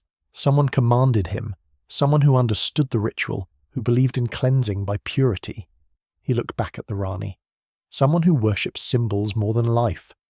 The Rani met his gaze, her voice calm but strained. You think me capable of ordering such horror? Poirot's voice was gentle. I think, madame, that you are capable of protecting those you love, even from justice. You told me once your mother was condemned for a crime she did not commit. Perhaps you wished to ensure the same would never happen again. Perhaps you thought to spare your family by creating a new scapegoat. Her face blanched. You are wrong, she whispered. You have no proof. Poirot sighed softly. Ah, but proof, madame, is a curious thing. It hides in the smallest places. He reached into his pocket and drew out the crimson thread from his window latch. This silk, it comes from your veil. You visited my room last night before the colonel's death. The Rani said nothing, her silence an answer in itself. Poirot continued, his voice low but relentless. You came to warn me, perhaps, or to retrieve something left behind. But you left this. You also left the jasmine petal on my desk. I believe you found the true killer before I did, and sought to stop him. But you were too late. Her shoulders trembled now, her voice breaking for the first time. He was like a father to me, she whispered. After my husband's death, he said he would protect the family's honour. But then I saw what he had done, how he silenced those who threatened him. He killed the colonel to protect himself. He told me he had to finish what began 20 years ago, that if I exposed him, he would destroy us all. Poirot's eyes softened. And so, you did nothing. Until now. She nodded slowly, tears glistening. I could not stop him, until I knew he was gone. Poirot turned to Rao, his voice grave. Then our pattern is complete. The gardener served the colonel, not the Rani. He carried out every order, believing it duty. The jasmine was their signature, their covenant. Purity through silence. Rao exhaled heavily. So the colonel orchestrated all this from the start? Even his own death? Poirot shook his head. No, his death was real, but his end poetic. The student was killed by his own creed. The servant obeyed the command one last time, unaware that obedience would kill his master. That, he said softly, is the pattern, Superintendent. A chain of devotion, each link bound by lies, each believing itself righteous. He turned once more to the Rani. You see, madame, it was never greed nor revenge. It was faith, misplaced, misused, and finally consumed by its own fire. Outside, the jasmine petals fell from the vines, carried by the wind. Poirot watched them drift toward the reflecting pool, where they floated in perfect symmetry before dissolving one by one. And in that fragile pattern, he saw it at last, the shape of the truth, hidden all along in beauty's disguise. The monsoon clouds had begun to clear entirely now, leaving Rajpura's palace drenched in golden light. The jasmine vines, once ghostly in the rain, now shimmered under the sun, innocent once more. Yet Poirot felt none of that warmth. He had spent the entire morning pacing through the echoing corridors, the mosaic floors glinting beneath his steps, mind tracing every line of deception back to its first stroke. Superintendent Rao found him in the courtyard, lost in thought beside the reflecting pool where petals drifted in silence. "Poirot," he said, voice heavy, "we've finished questioning the gardener. He's broken. He confessed to carrying out every order, each poisoning, each delivery, every jasmine bloom. He says he did it for his masters, for their honour." Poirot nodded slowly, his eyes never leaving the rippling water. "Ah, honour, the most treacherous of motives, dressed in virtue, steeped in blood. But if he served the colonel," Rao continued, "then it ends there, doesn't it? The man is dead. The Rani is innocent. The prince will hang for his confession. We can close this at last." Poirot's reflection shimmered in the water. "No, my friend. You mistake the surface for the depth. The gardener's confession explains the how, not the why. The poison, the flowers, the rituals. These are only instruments. But who composed the melody? Why did this symphony of death begin at all?" He turned suddenly, his eyes sharp, his voice cutting through the warm air. "You said the gardener spoke of serving his masters. Plural, yes? Not one, but two?" Rao frowned. "Yes, but he must have meant the colonel and the Rani." Poirot smiled faintly. "Ah, perhaps. Or perhaps he meant something older, someone whose will survived them all." That evening, as the palace fell into uneasy quiet once again, Poirot returned to the library, the room that had belonged to the late Maharaja. It was here, amid the scent of dust and sandalwood, that truth seemed to linger, patient and waiting. He opened the drawers of the great teak desk one by one until his fingers brushed against a sealed envelope tucked beneath a false panel. The seal bore the crest of Rajpura, the twin lions, and the signature beneath made Poirot pause. Asha Devi, the mother of the Rani. He broke the seal carefully. The letter inside was brittle with age, written in a steady, graceful hand. As he read, his brow furrowed, then lifted slowly in quiet revelation. "To my daughter, Meera, when you read this, I will be gone, condemned by men who fear the truth. I entrust you to the one who saved me once, Edward Havisham. He will protect you and the name of our house, even if it costs him everything. Trust him. Trust no one else." Poirot set the letter down, his pulse quickening. The motive, long buried, unfolded before him like a serpent uncoiling in the dark. The colonel had not been merely a manipulator. He had been a guardian bound by an oath, protecting not the Maharaja, not the Rani's reputation, but the memory of Asha Devi, the woman he had once loved. Poirot's voice broke the silence. Mon Dieu, it was never about politics or inheritance. It was love, love rotting into obsession. He stood abruptly and went to find the Rani. She was alone in her private temple, kneeling before a small altar. The faint scent of incense filled the air, mingled with jasmine, as always. When she turned at the sound of his footsteps, her eyes were red but calm. "You found it," she said quietly. "Yes, madame," Poirot replied. "The letter from your mother. She loved you fiercely, and the colonel loved her. After her death, he swore to protect you. That is why he came here, why he remained by the Maharaja's side, even after the reforms he despised. He was watching over you." Her expression did not change. "And yet he killed for me." Poirot shook his head. "He killed because he could not bear to lose what he believed he had saved. When the Maharaja threatened to expose your mother's case, the colonel saw history repeating itself, another Devi destroyed by the law, by men who would call her guilty. He could not allow that, so he turned poison into justice." The Rani's lips trembled. "And when I discovered the truth—" "You became his next target," Poirot finished softly. "He could not risk your confession. You see, madame, to him, love had become a temple of fear, and like all zealots, he would kill to preserve it." She closed her eyes, her hands clasped tightly before her. "He said he would end it. He said that by morning there would be peace." "And there was," Poirot murmured, "the peace of death." A long silence followed, filled only by the slow flicker of candles. When she finally spoke, her voice was distant, almost resigned. "He saved me as a child, and ruined me as a woman. All my life I thought my family cursed. Now I see. It was never a curse, only love twisted into devotion too dark to bear the light." Poirot looked at her sadly. "Love, madame, is the greatest alchemist. It can turn duty into cruelty, and mercy into murder. The colonel believed he acted for your salvation. In truth, he only recreated your mother's tragedy, again and again, until it consumed you all." Her eyes glistened. "Then what remains for me now?" "The truth," Poirot said gently. "That at least survives him." Outside, the evening descended over the palace, quiet and heavy. Poirot stood once more by the reflecting pool, watching the jasmine petals gather along the surface. He spoke softly as though to himself. It was never greed nor revenge, no. It was love, transformed by guilt, embalmed, in ritual, and left to fester until it wore the face of death itself, each killing a prayer, each bloom an apology. Rao approached slowly behind him. "So it ends," he said. Poirot turned to him, his face thoughtful. "Yes, but do you see now, mon ami, why it began? The first death, the mother's, was injustice. The second, the Maharaja's, was vengeance disguised as protection. And the last, the colonel's, was the punishment love demands of itself." Rao exhaled heavily. "Then justice, in the end, belongs to no one."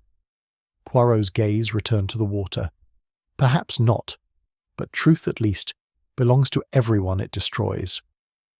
A gust of wind passed over the courtyard, scattering the last of the jasmine blossoms into the pool. Poirot watched them drift apart, their symmetry breaking at last, dissolving one by one into ripples that vanished into silence. And in that silence, he understood the final symmetry of it all. The heart, capable of devotion so fierce it could become cruelty, and of guilt so deep it could masquerade as mercy. It had never been about power, nor wealth, nor legacy. It had always been about love. Love that could not forget, love that could not forgive, and love that in the end could not survive its own reflection. The following night was breathless, the air in the palace heavy with the stillness that comes before a storm. The torches flickered low in their sconces, and somewhere beyond the courtyard walls the sound of the desert wind rose and fell like a dying prayer. Hercule Poirot stood alone in the Maharaja's great hall, the same chamber where the first death had occurred, the marble polished to a cruel perfection, the long table now cleared of all signs of feasting. Yet the room still held echoes, a goblet falling, a gasp, the rustle of silk before silence. He waited. The trap was delicate, almost theatrical, a reconstruction of the scene that had set everything in motion. Every detail, every object placed exactly as it had been that fateful night. The same goblets, refilled now only with water, the same candles trimmed and burning low, even the scent of jasmine drifting faintly from the open windows, its sweetness masking the rot beneath. Superintendent Rao entered first, his face drawn tight. "Are you certain of this, Poirot? You mean to gather them all here, again?" Poirot smiled faintly. "Mais oui. When one begins with a dinner, one must end with a dinner. The table of death becomes the stage of revelation." Rao exhaled heavily. "And if the real killer tries again, then we shall not need to try him, mon ami. He will condemn himself." Soon after, the guests arrived, the last of the living players in a tragedy that had eaten through generations. Lady Eleanor entered with the calm poise of someone who had seen too much to fear more. The Rani followed, draped in white silk, her eyes lowered but sharp beneath the veil. Prince de Vraj, now pale and restless from his confinement, was escorted by guards. The gardener, trembling, brought in the flowers Poirot had requested, fresh jasmine, white as moonlight, and arranged them down the centre of the table. When all were seated, Poirot took his place at the head. "My friends," he began softly, "tonight we end what began long before any of us wished it to. A story of loyalty, of devotion, and of love so poisonous that it destroyed every life it touched. You sit here not as suspects, but as witnesses, to the truth that has waited too long to speak." He looked from one to another, his eyes calm but merciless. "You see, it was never about inheritance or jealousy. Those were only veils. Beneath it all lay a legacy, a promise made in guilt, fulfilled in blood. The colonel killed to protect the Rani, yes, but someone else ensured his silence when his conscience began to crack." Lady Eleanor frowned. "You mean the gardener?" Poirot shook his head. "Non, madame. The gardener was only a tool. The real killer is far more dangerous, for they believe themselves righteous." A faint rustle passed through the room. Poirot let the silence linger, his gaze finally resting on the Rani.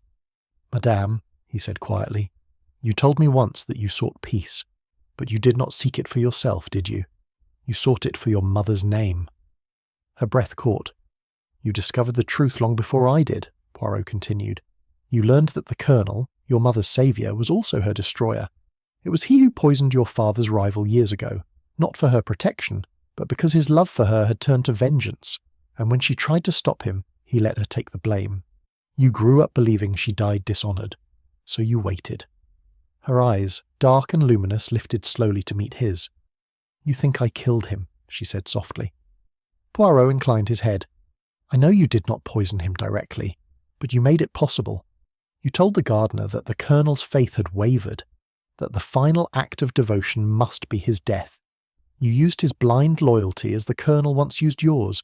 You turned his own weapon against him." Rao stepped forward, startled.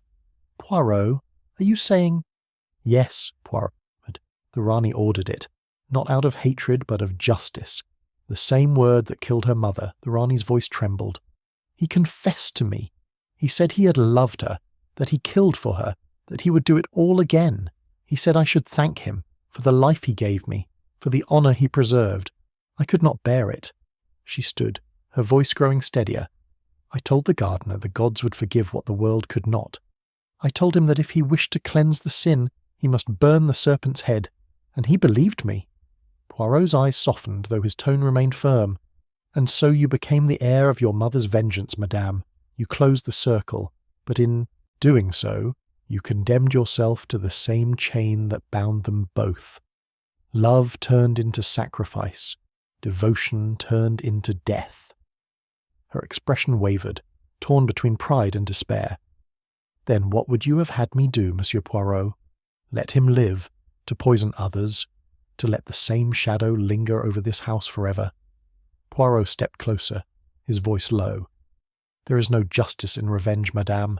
There is only continuation. You did not end your mother's suffering. You became its echo." The Rani's veil slipped from her head then, falling to the floor like a surrender. "And yet, it is done," she whispered. "You cannot undo it." "No," Poirot said quietly, "but I can ensure that no more must die for it." He turned suddenly toward the guards. "Release Prince d'Evrage." The room tensed. The prince stared in disbelief. "What?" Poirot's gaze remained steady. "Your confession was born of fear, not guilt. The real guilt lies here." Lady Eleanor rose abruptly. "And what of me, Poirot? You called me here for justice, not forgiveness. Must I now defend myself against innocence?" Poirot regarded her gravely. "You, madame, were the unwitting key. The Maharaja's affection for you provoked the storm, but you are not to blame for the rain." The tension broke when the Rani moved suddenly toward the altar at the end of the hall. She reached for the ceremonial dagger that lay there, a relic from her ancestors, encrusted with gems dulled by centuries of dust. Rao cried out, but Poirot raised a hand. "Do not move," he said softly. "This is her final choice." The Rani's eyes glistened. "You speak of justice, Poirot, but what is left for a woman who has destroyed her own peace? My life was built upon lies, and my truth has only taken more lives in return. There can be no forgiveness." Poirot stepped forward, voice steady. "Forgiveness, madame, is not granted by death. It is earned by living." She stared at him for a long moment, the dagger trembling in her hand. Then, slowly, she let it fall. The blade struck the marble with a clear, ringing sound, a final note, neither triumphant nor defeated. Poirot approached her, gently covering her hands with his. "It is finished," he said quietly. "The cycle ends here. Let the past bury its dead." Rao signalled the guards to stand down. The silence that followed was immense, broken only by the wind sighing through the open windows. Outside, the jasmine petals were falling again, drifting across the marble like pale ghosts returning to the earth. Poirot looked up at the fading night and murmured, almost to himself, "Love creates, love destroys, but when it kills, it leaves only silence, and silence, mes amis, is never peace." And as dawn crept over Rajpura, bathing the palace in the first light of absolution, Hercule Poirot closed his eyes for a moment, listening to that silence, the end of vengeance, the beginning of truth. The dawn over. Rajpura broke pale and quiet, a fragile peace settling over the palace after so many restless nights. The marble corridors were washed in muted gold, the air thick with incense and exhaustion. Servants moved silently, as if fearful of disturbing the delicate calm that had descended. Poirot, weary but composed, stood near the reflecting pool once more, watching the last jasmine petals dissolve into the water. He should have felt closure, yet a strange disquiet stirred within him, a small, persistent whisper in the recesses of his mind. Something, he knew, did not fit. Superintendent Rao approached, his uniform immaculate though his eyes betrayed sleeplessness. "It's over, Poirot," he said quietly. "The Rani has signed her confession. She'll stand trial. The prince is free. Lady Eleanor is leaving for Calcutta tomorrow, and the gardener will face his sentence. You've done what no one else could." Poirot did not reply immediately. His gaze remained fixed on the water. "You see, mon ami," he said softly, "there are endings that arrive too neatly, like a story one wishes to believe. But the truth, it rarely ends with such grace." Ralph frowned. "What do you mean?" Poirot turned to him, eyes sharp beneath his calm exterior. "I mean, my dear superintendent, that our Rani is too precise. Her confession answers everything except the one question that matters. How?" Rao blinked. "How?" Poirot began to pace slowly. The tea that killed the colonel was poisoned with cyanide, the same compound found in the Maharaja's case, yet the Rani had neither access to the stores nor the opportunity to prepare it herself. She confessed to giving the order but not the act, and the gardener, he is a simple soul. He speaks of duty, but he knows nothing of chemistry. Rao looked uneasy. "Then who?" "Patience," murmured Poirot. "The pattern, it is almost complete." Later that morning, Poirot requested one final audience in the great hall, where the investigation had both begun and ended. The Rani was brought forth, calm as ever, her wrists bound lightly with silk cords. Lady Eleanor stood nearby, her expression distant, unreadable. Even the prince, though freed, lingered nervously by the door. Poirot took his place at the centre of the room, his presence commanding but strangely gentle. "Madame," he began, "I must ask your forgiveness, for I wish to trouble your conscience one last time." The Rani lifted her chin slightly. "I have told you everything, Monsieur Poirot. I do not seek forgiveness." "Ah," he said softly, "but truth, madame, does not always end with confession. Sometimes it waits for the perfect silence to reveal itself." He turned, his gaze falling upon Lady Eleanor. "You, madame, must forgive me also. You have endured much, no? The suspicion, the shame, the cruelty of rumour." Lady Eleanor's composure did not waver. "I understand," she said coolly, "but I've nothing more to add." Poirot nodded. "And yet it was you who benefited most from the Maharaja's reforms, you who shared his dreams of change, and you who knew that the colonel would stop at nothing to preserve the old order. You must have felt very cornered." Her eyes narrowed. "You're suggesting Non, Poirot interrupted gently, raising a hand. "I suggest nothing. I only observe." He stepped closer, lowering his voice so that every syllable carried weight. "When I examined the colonel's teacup, I found traces of resin, not the kind used to waterproof flasks, but a different sort. A clear resin used in the sealing of crystal perfume vials. The same kind, madam, that was used in your vanity case." A flicker crossed her face, so faint that only Poirot could have seen it. He continued softly, almost kindly. "You told us you used that resin to mend a brooch, but I suspect it was not a brooch at all. You used it to coat a vial, to disguise the scent of cyanide in perfume, and when the Rani's maid brought the tea to the colonel, you were in the corridor, were you not? You placed a single drop into his cup, masked by the fragrance of jasmine oil. The hall fell utterly still. Lady Eleanor's breath caught, then steadied. "That's absurd," she said, though her voice trembled faintly. "Why would I kill him?" Poirot's tone was gentle, almost sorrowful. "Because he was about to kill you first. The colonel was a man of obsession. He could not let the Maharaja's foreign reforms take root, nor his own secrets be exposed. He believed you were the corrupting influence, the English hand behind the king's rebellion against tradition. You learned of his plan, perhaps from the Rani herself, perhaps from his own arrogance, and you chose to act first." Her composure began to fracture. You have no proof, she whispered. But I do, Poirot said softly. He reached into his coat pocket and withdrew a small glass vial. This was found hidden behind your dressing table, sealed with resin, the rim still wet when we discovered it. Inside, a mixture of jasmine essence and cyanide. You see, madame, you did not create the poison. You only disguised it. The gardener's hand delivered it, but the mind was yours. The silence that followed was unbearable. Even the candles seemed to flicker in dread. Lady Eleanor's lips parted, then pressed shut again. Poirot waited. He didn't need her words. He saw the truth in the tremor of her shoulders, in the faint shudder of a breath caught between denial and surrender. At last she spoke. He would have destroyed us all, she said quietly. The Maharaja wanted peace, reform, unity. The colonel wanted empire, control, and blood. He said he'd rather burn Rajpura to the ground than let it change. Her eyes lifted to Poirot's. So I gave him what he wanted. Fire. Inside the cup he thought would save him. Rao exhaled slowly. You killed him to stop him. Lady Eleanor's gaze did not waver. To save the Rani. To save what he had already poisoned with his loyalty.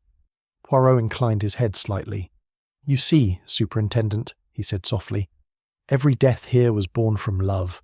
The colonel's for the mother, the Rani's for her mother's memory, and Lady Eleanor's for the idea of mercy. It is a circle of devotion, each believing they acted for the greater good, yet none escaping the consequence of passion unrestrained. Lady Eleanor's eyes glistened with something between pride and despair. Then you will turn me in? Poirot's expression softened. I am not the law, madame. I am only its mirror. You have already condemned yourself with the truth.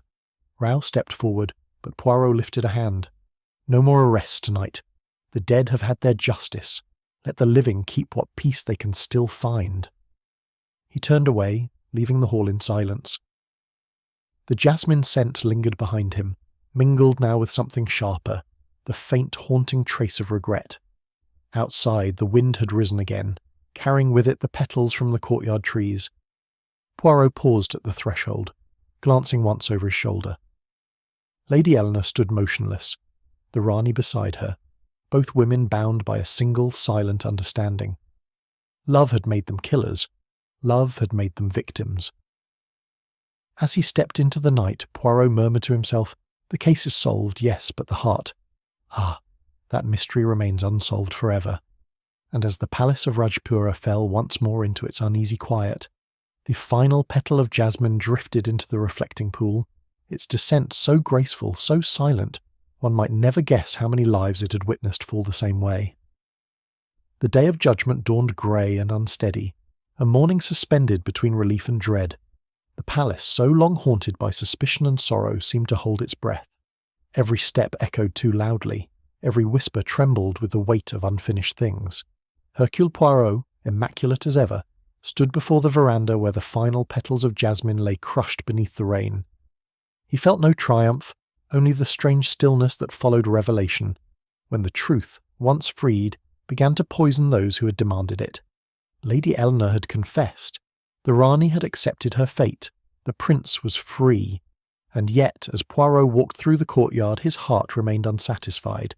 He had spoken the truth, yes, but truth, he knew, was only the first act. Justice, that capricious mistress, rarely followed with grace. Superintendent Rao joined him by the reflecting pool, clutching the morning's telegram. The British envoy in Calcutta has confirmed, he said grimly. Lady Eleanor is to be extradited to London for trial. They'll escort her out within the hour. Poirot's eyes remained on the water. So, he murmured, the Empire reclaims its own. Justice, it seems, prefers to travel first class. Rao exhaled heavily. It was your work that made this possible, Poirot, but, he hesitated, do you believe she acted alone? Poirot looked at him, the faintest smile touching his lips. Do I believe? Non, mon ami. I know. But the question is, what exactly did she act upon? Rao frowned. What are you suggesting? Poirot began walking toward the eastern wing, his steps deliberate. When one confesses freely, it is often not to truth but to guilt. There is a difference, you see. Lady Eleanor spoke with sincerity, but her confession served not herself but someone else. It was designed to protect. Rao followed, uneasy. To protect whom? The Rani. Poirot shook his head. No, the Rani's silence has already condemned her. Someone far cleverer has played us all. Someone who never touched the poison, never raised suspicion, yet whose will moved every piece across this board. They entered the great hall once more. The air was heavy with incense and memory. The guards were stationed near the doorway waiting for orders. Lady Eleanor stood near the columns, pale but composed, her wrists no longer bound. She turned at Poirot's approach, her voice calm. "You've come to see me off, Monsieur Poirot?" "Oui, madame," he said gently, "but perhaps not in the way you think." She tilted her head, faint amusement flickering in her eyes. "You've already proven your brilliance. What more remains to discover?" Poirot regarded her quietly, then turned to Rao. "Superintendent, do you recall what I said the night of the Colonel's death? That the killer was one who understood ritual, who used beauty as a mask?" "Yes," Rao replied. Poirot turned back to Eleanor. "And you, madame, provided the mask, but the hand that painted it was not yours. You acted under influence, a persuasion most subtle. You see, the pattern of this case is circular. Every action has an echo, and the final echo, it lies not with you, but with the one who remains." Rao's brow furrowed. "The one who remains?" Poirot's voice dropped. "The Rani Mira Devi." A soft gasp broke the stillness. The Rani, who had been sitting quietly behind the lattice screen, rose slowly. Her face was veiled, her movements serene, but her silence was heavy as thunder. Poirot faced her fully now. "Madame, you orchestrated everything, not from malice, but from mastery. You knew the Colonel's weakness, his devotion to your mother's memory. You used Lady Eleanor's fear to your advantage, feeding her the truth in pieces until she became your instrument. You needed her hand to pour the poison, because her guilt would conceal your design." The Rani's voice, when it came, was soft but cold. "You overestimate me, Monsieur Poirot. I was broken, not cunning." Poirot's eyes glittered. "Broken, perhaps, but you turned your suffering into strategy. You told Lady Eleanor that the Colonel planned her death, that he meant to destroy all that the Maharaja built. You appealed to her conscience, her loyalty, and she acted precisely as you expected. You made her believe that killing him was mercy." Lady Eleanor's composure wavered. "No," she whispered. She warned me. Yes, but she didn't." Poirot stepped closer, his tone unrelenting. "Didn't what, madame? Didn't guide your trembling hand? Didn't tell you how a single drop of cyanide masked in perfume would be undetectable until it was too late? You did not invent that method. It came from her, the woman raised among rituals of purity and poison. You see, the Rani never intended to die for her mother's sins. She intended to atone by controlling every death that followed." The Rani lifted her gaze to meet his. For the first time, the mask cracked. "And if you are right," she said quietly, "what would you have me do? Stand trial in a foreign court? Become another spectacle of empire and guilt?" Poirot's voice softened. "Non, madame. I would have you see that justice is not yours to define." A long silence followed. The guards exchanged uneasy glances. Then, with slow grace, the Rani drew something from her sleeve. A small vial, clear as glass, the faint scent of jasmine escaping as the cork loosened. Rao shouted, but Poirot raised his hand sharply. "No! Let her choose!" The Rani's expression was serene. "You, Monsieur Poirot, have given me truth, but truth is not freedom. My family's name will never be clean. The stain began before I was born." She smiled faintly. "At least this way, it ends with me." Poirot's eyes darkened. "Madame, you mistake escape for redemption. You cannot erase the pattern. You can only break it by living." But she had already lifted the vial. Her voice, soft as the petals that had haunted them all, whispered her final words, "Then let the pattern break." She drank. The silence that followed was absolute. Poirot did not move, nor did Rao. The Rani's body wavered, her veil slipping as she sank to the floor. The faint scent of jasmine filled the hall once more. Sweet, choking, final. Poirot closed his eyes. "So," he murmured, "justice is served. Or perhaps merely silenced.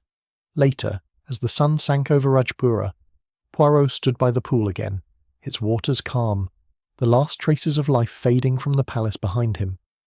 Rao approached quietly. "You couldn't stop her," he said softly. Poirot shook his head. "Non, mon ami. She stopped herself long before I arrived. The deaths, the confessions, the love. It was all one story told in many voices. I merely read the final line." Rao looked toward the horizon. "Will you write your report?" Poirot smiled faintly. "Ah, yes. I shall write that justice was done. But between us, Superintendent," his eyes glinted in the dying light, "justice, like truth, is only ever an illusion that allows the living to sleep." And as he turned away, the wind stirred the fallen jasmine petals across the marble. Tiny white ghosts carried into the dusk, whispering the same question the world would never answer. Was justice truly served, or did it simply vanish beneath the perfume of silence? The rains returned that evening, soft and unhurried, like the palace itself was weeping in secret. The courtyard shimmered beneath the downpour, and the faint scent of jasmine, always jasmine, rose once more from the drenched earth. Poirot stood at the balcony, his hat in hand, his reflection rippling in the flooded marble below. He had seen many endings in his life, but few felt so hollowly final. The Rani was dead, Lady Eleanor awaited trial, and the prince, though free, now walked the echoing halls like a ghost. Justice had been served, yes, but justice, Poirot thought, was never tidy. It left stains of its own. Superintendent Rao joined him quietly, his raincoat dripping. "She was buried this afternoon," he said softly. "No ceremony. The prince insisted it be private." Poirot nodded, his voice low. A fitting end for a woman who lived between silence and spectacle. Rao hesitated, then added, "The palace staff have begun to leave. The British authorities are taking charge of the estate. It will be empty soon." Poirot turned his gaze toward the courtyard, where servants moved like shadows, dismantling the remnants of the feast that had started it all. "Emptiness," he murmured, "is the true inheritance of tragedy." They stood in silence for a long while, then Rao said, "You'll be leaving soon, I suppose?" "Yes," Poirot said, a faint smile ghosting his lips. "The Calcutta Express leaves tomorrow evening. I have promised myself a quieter journey this time." Rao chuckled dryly. "With you, monsieur, quiet never lasts." Poirot tilted his head. "Ah, but one must always believe it will, my friend. Otherwise life becomes only a chain of crimes without interludes." He turned to go, but something in Rao's tone stopped him. "There's one thing," the superintendent said, frowning slightly. "We found something odd in the Rani's chamber. A letter, unaddressed, unsigned. It seems to have been written last night, perhaps just before she—" He hesitated. "Would you care to see it?" Poirot gestured lightly. "Of course." Rao handed him a folded parchment. The handwriting was elegant, steady. Poirot unfolded it carefully, scanning each word. It read, "He told me once that devotion, when broken, turns into poison." Perhaps he was right. But what he didn't understand was that poison too can be devotion. "I end it not to escape, but to preserve what must remain unsaid. There is another truth still buried, in the place where light never reaches. Let it stay there, or it will claim us all again." Poirot read it twice, his expression unreadable. Then he folded it slowly. "This," he said at last, "is not the confession of a woman, seeking absolution. It is the riddle of one who still guards a secret." Rao frowned. "You think she hid something else?" Poirot's gaze drifted toward the far end of the palace, where the old prayer tower rose like a spear of shadow against the pale sky. "Perhaps," he said softly, "or perhaps it is only the vanity of the dead, the desire to be mysterious one last time." Rao looked uneasy. "We could search the tower." Poirot smiled faintly. "Non, mon ami.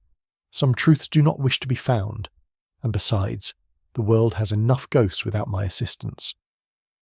Yet that night, long after the palace had fallen silent, Poirot found himself unable to sleep.